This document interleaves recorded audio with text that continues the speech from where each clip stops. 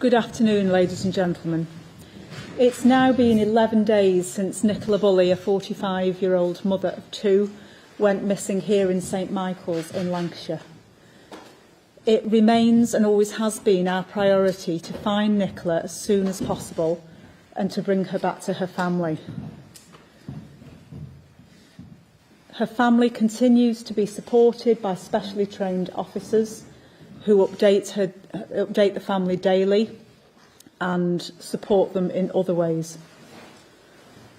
I want to take you through the unprecedented number of inquiries that the police team has been doing in the last 11 days. We've received literally thousands of pieces of information from the public, the wider community, Nicola's family and friends, which we've been combing through diligently. This means at the moment there are around 500 active pieces of information and lines of inquiry that we're working on to try and find answers for Nicola's family. We have a team of 40 or so detectives under a senior investigating officer working daily to comb through this enormous amount of information. This is normal in a missing person inquiry and does not indicate that there is any suspicious element to this story.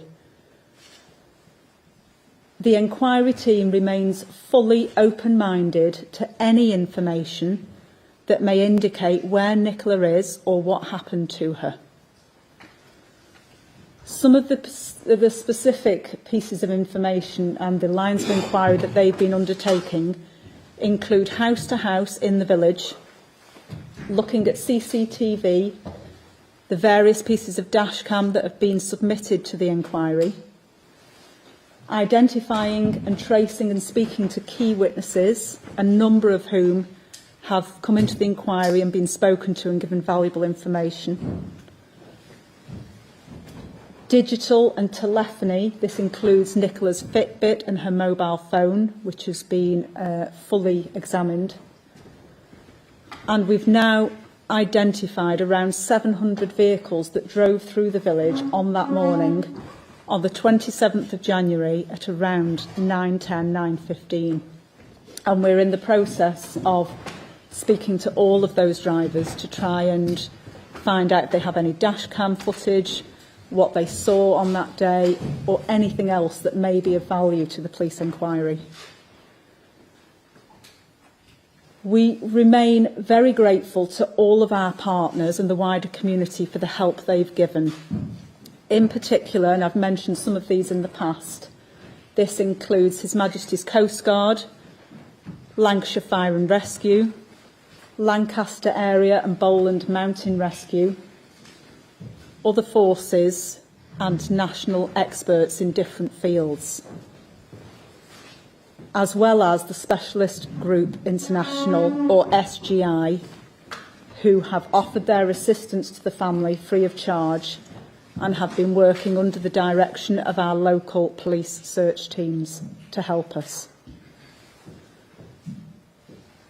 Our work around the search of the river and the riverbank continues, and this includes many pieces of different technical equipment, including sonar, pole cameras, drones, underwater drones, and so on, as well as specialist dogs. As I said on Friday, the river is a complex area to search. It's not a still water, it's a fast-flowing, moving water that is tidal in parts. And as acknowledged by some of the many national search advisors and experts that we've been consulting throughout, this makes it particularly complex. We have already discounted particular areas of the river, but as they are tidal, we have researched them to ensure that nothing has been washed back into those search areas. This is why you may see some areas already searched being researched for no other reason than it is tidal. We have 6 people searching the riverbanks every day. These are specially trained search officers who are very experienced both in missing people inquiries and in other inquiries, who are systematically and methodically searching the riverbank and the open ground. We also have a number of divers from the Regional Underwater Search Unit, and they are working with SGI and the other partners that I have mentioned to search the river itself. Throughout this investigation, as I've said, we remain fully open to any information that is credible and factual to try and trace Nicola and bring answers for her family. But it does remain our belief that Nicola sadly fell into the river and that this is a missing person inquiry. And it is important to stress that any information that comes in that indicates otherwise is being checked out all the time and negated as each inquiry comes up. We're not closed in any way to any particular line of inquiry, and we remain genuinely open to that.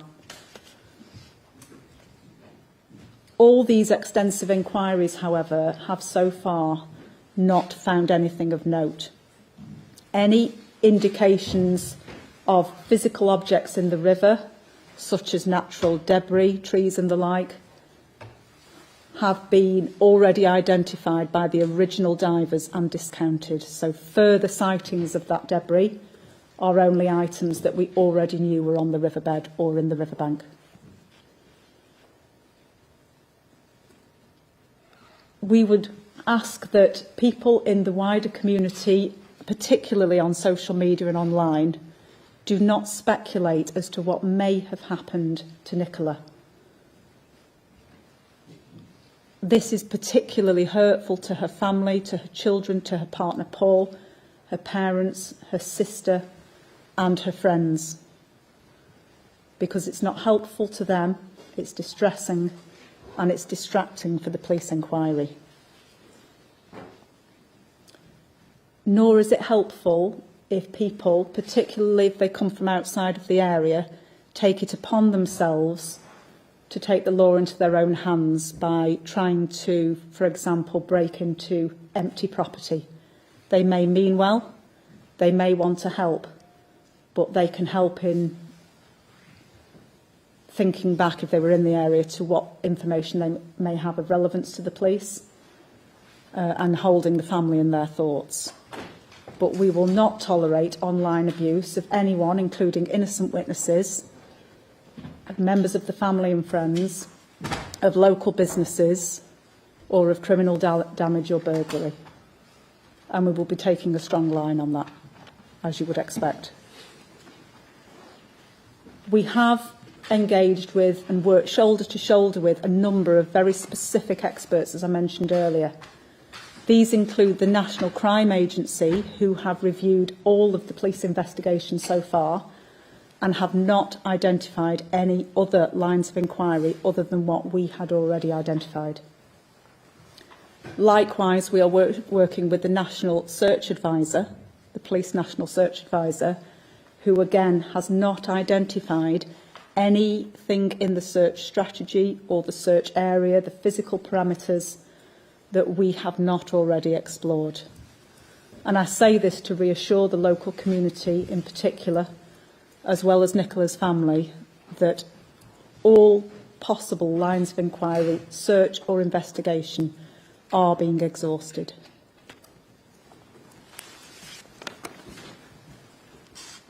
I'm just going to reiterate, for those who may not have caught some of the earlier detail, some of the key elements of this case that may jog somebody's memory if they were about on Friday morning, the 27th of January. We know that Nicola was last seen on the upper field next to the River Wyre here in St Michael's at 9:10. She had taken her spaniel Willow out for a walk, and CCTV that we've looked at shows that Nicola did not leave either the allotment lane exit of that riverside area, nor the Rowan Water Caravan Park, which has been discounted, nor any of the other locked or areas covered by CCTV. As I said Friday, this only leaves the path along Garstang Lane onto the A586, which is not covered by CCTV, but the more of those 700 or so vehicle drivers that we can identify and who can confirm that they have neither dashcam footage or saw anything on that morning will help us to close that very small gap. We can say with confidence, therefore, that we believe Nicola remained in the Riverside area. I understand that this is frustrating for those observing the investigation when the river has been searched and Nicola has not been found. That does not mean, however, that Nicola was not in the river at some point due to the tidal flow of the river. For this reason, our search of the river and the riverbanks extends out to the sea, particularly the area from Knott End out towards Morecambe.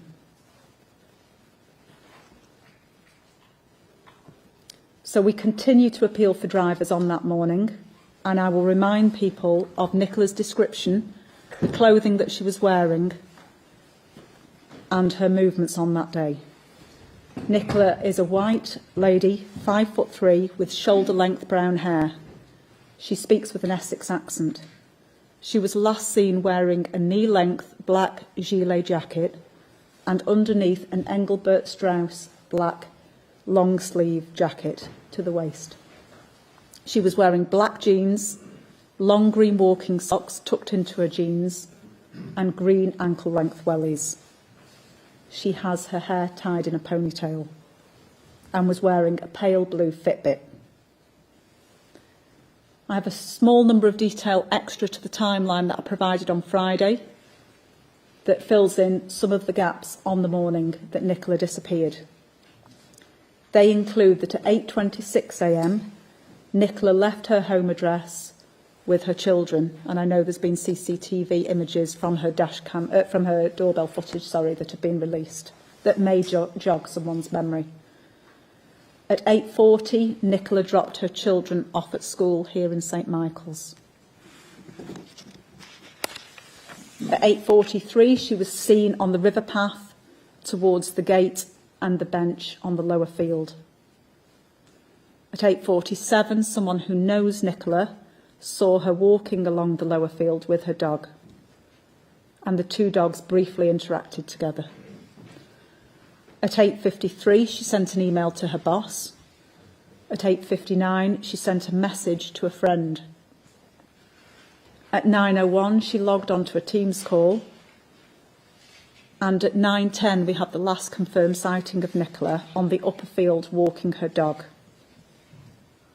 We know from telephony work that her phone was located on the bench at 9:20. At 9:30, the Teams call ended, but Nicola's phone stayed logged in. And at 9:33, approximately, her phone and her dog were found by another witness who doesn't know her. I would ask people to dig back into their memory 11 days ago to that morning and to phone us on 101, or if there's a sighting of Nicola, on 999, or I do now have an email address for direct contact into the investigation room for us to receive email. Details of this are published on our website. It is Nicola Bulley, spelt E-Y, investigation, all one word, Nicola Bulley investigation at lancashire.police.uk. Nicola Bulley investigation at lancashire.police.uk. I just want to end by holding Nicola's family in our thoughts. This is an agonising time for them, particularly her two little girls who are only 6 and 9. It's very, very distressing for them not to have found Nicola, and to ask everyone to remain constructive, cooperative with the inquiry, not to do anything that would thwart us and hold us back from trying to find Nicola as quickly as possible, to remain respectful to each other in the search. That's including the inquiry team and the local people for whom this is also very difficult. This is a tight-knit community of people who have come out in force, as have our partners, and I would thank them again very much for their work so far. Thank you. I'm happy to take questions. Last night, your independent expert, Peter Thorling, told our channel that he did not believe that Nicola was in the water.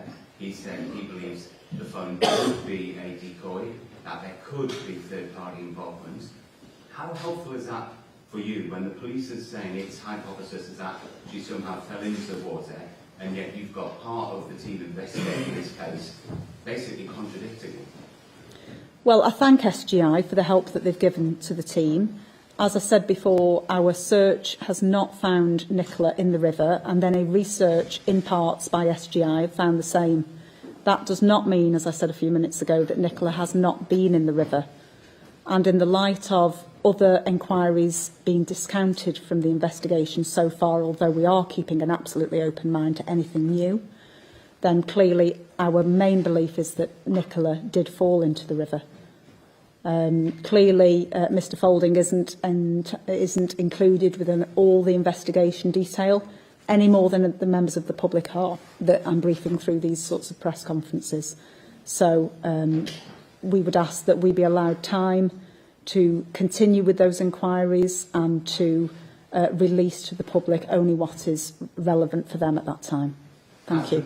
I'll just take another question. Thank you. Superintendent Riley, it's the 12th day that Nicola Bulley has been missing. Every day concerns will increase, no doubt, for everyone. How confident are you that your team will find Nicola alive? It is 12 days since Nicola's been missing, and clearly a 15-kilometre stretch of the river is a complex, difficult and moving body of water to search. I do believe that we will find Nicola, but the nature is a powerful force, changes our parameters constantly, which is why we are bringing in the number of experts that we have, so that all the best brains and trained people in the country can give us the absolute best chance of finding Nicola. Thank you. Thank you. You mentioned about 700 vehicles that came through. Can you give us some idea of what percentage of the 700 vehicles, first of all, give us some idea of how many you think the number or percentage of those 700 vehicles that you identified or been spoken to? Well, I don't have a number for you, but a number of vehicles have already submitted dashcam footage. We know that around that number passed through the village that morning. Clearly not everyone has dashcam footage. So information is coming in literally by the hundreds, if not thousands, almost every day, and therefore it will take us some time to wade through that information. From an exit camera and entry camera at each end of this road?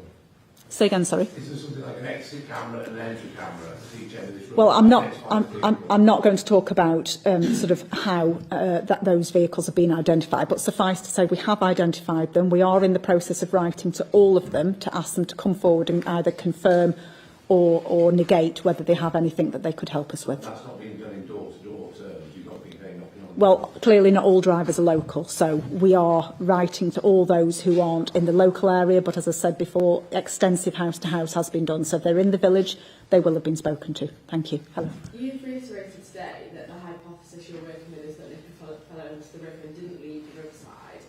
But obviously after the press conference last week, her friends and family were very quick to come back and say actually there's a CCTV camera which is broken, which would have seen a lot of the action of that day. And there's been observations made by other police experts who basically said how can the police at this stage, with the information that's in the public domain that they've read about through newspapers or the rest of it, how can they rule out, foul play? So I just wonder what you would say to those concerns raised by kind of other people who are observing this case externally, but also Nicola's family and friends about, have all of those avenues thoroughly been checked to completely rule out that possibility? As I said before, we will not be conducting all elements of the investigation in the public eye. You would not expect us to. That would not be the normal way things are done anyway. But I would like to reassure the community that nothing in this investigation so far It has been checked out. If it's come into it suggesting crime, it has been checked out and discounted. So every single potential third-party line of inquiry, any potential suspicious or criminal element has been looked at and discounted. Now, people who observe and make comment on it in the media, even if they have experience of policing, clearly are not in the inquiry team and will not be privy to all of that. But the fact that the National Crime Agency peer review has absolutely wholeheartedly not identified any other line of inquiry that we have not already started looking at or completed should give reassurance to the wider public. In what sort of detail have you searched the wider riverside area away from the water? Well, I'm not able to give exact distances from the river to the riverbank, but clearly if Nicola has entered the water and got into distress and ended up on the riverbank, struggling to cope with the fast-moving water, then clearly the riverbank, the immediate riverbanks have been our main area of search. But as I think I said last Friday, we've searched to within a mile radius of the point that she last went missing. And the publicity has been such now that I think local anglers, wildfowlers, people enjoying the countryside, dog walkers, local residents, people who work in the local area will be very, very aware of Nicola's description of this case, of all the publicity that's been generated, and will be looking out in those wider areas. Thank you. Thank you. Have you been able to obtain any information from Nicola's Fitbit devices? That remains ongoing, but nothing so far that has indicated any particular helpful piece of information. Thank you. Thank you. In terms of CCTV, would that include the car put in, which is further down the river? I gather you only got that footage, I think, yesterday. I'm not able to give very specific details of CCTV beyond the local village. I am aware what's been done in the local village, but everything of relevance to the river and the riverside is being considered. So I'm sure that is as well. Thank you. Hello. Another working hypothesis is that Nikki went into the river. As that's continuing to be scanned and checked over by the specialist search teams, how much extra resource in the coming days do you expect to put into other lines of inquiry?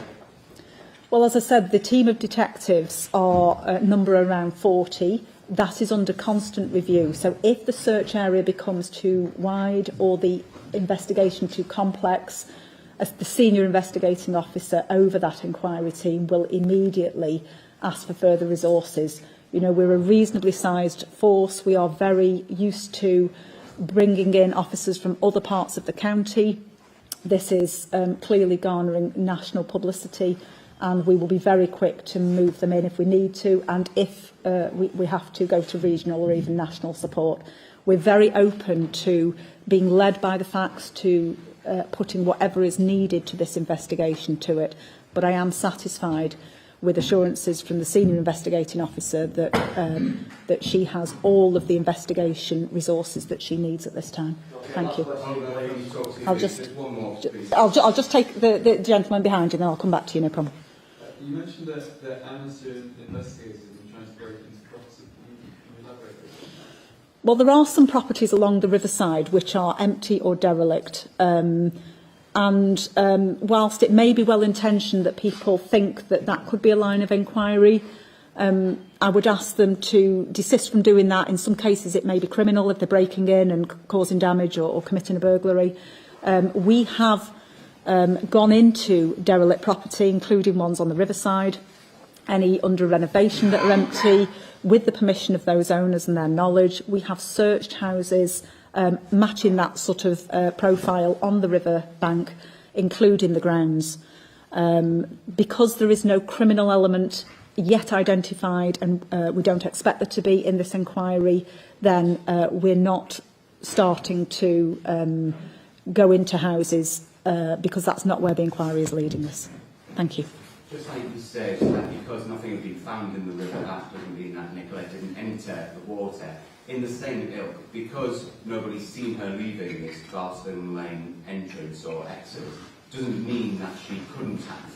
Is there any chance that Nicola could have left by that way, either by herself or with somebody else? Yes, that is a possibility, but that's why we appeal for drivers to come forward to try and close off that avenue, or to at least explain and negate any sightings on that lane. The lane between the Riverside on Garstang Lane onto the A586 isn't long.